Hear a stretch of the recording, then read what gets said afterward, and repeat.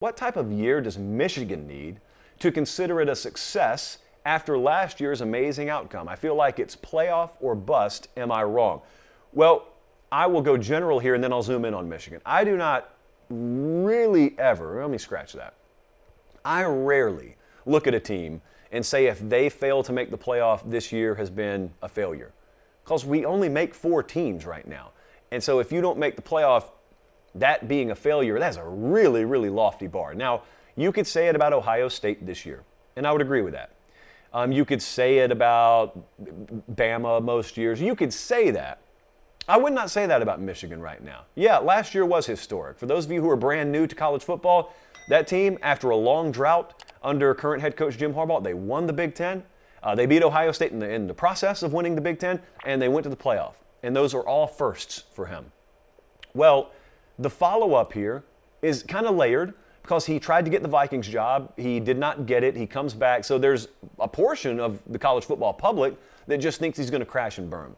There's another portion that thinks, oh, he'll probably come back. It's Michigan. You know, it's his program. He played there. So it means something to him. This isn't going to be one of those Dan Mullen situations where he wanted to go to the NFL. He didn't get an NFL job. He came back to Florida, but he never really came back to Florida. He was just mentally checked out.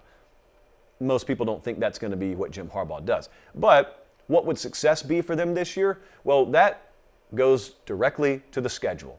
Anytime we're talking about success in college football, this is not the NFL. There's not just a blanket difficulty of schedule. It greatly varies in college football, so we have to look at the schedule. And when you look at Michigan's schedule, 10 wins, I think, would be the minimum baseline of considering this year a success. I'm going to go very quickly through some of these games if you're listening on podcast.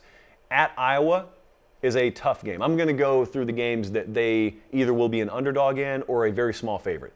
At Iowa is one of them. They got Penn State on the 15th at home. They got Michigan State on the 29th at home.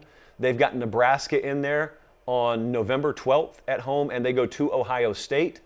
And those are games, aside from the game at Ohio State, where they'll either be favored or very, very slight underdogs.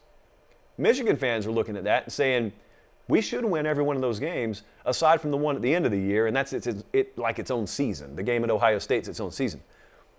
And so they're looking at it and they're saying, wait, we're not losing quarterbacks. We're losing coordinators, but we're not losing quarterbacks. We have got, one of the better, or maybe the best talent rosters that we've had since we've been here. We've recruited very well. Not elite, but very well under Jim Harbaugh. There's no reason why we shouldn't expect to be there. But here's really where Michigan's at. They're kind of at a crossroads where you find out what the program is. And this is where we distinguish difference between team and program. Like a team can just be one version of a program, and you can get a 10-3 year, and then all of a sudden you're back to 500. Well, a program is something that sustains itself year over year. Well, where is Michigan? Because there's this phrase we like to use in college football sometimes, and it sounds a little something like this. They don't rebuild, they just reload. You ever heard that before? You only say it about a select few programs in the sport. We get to find out if Michigan's there this year. Because if they are a reload instead of rebuild program, this year they'll win 11 games, minimum.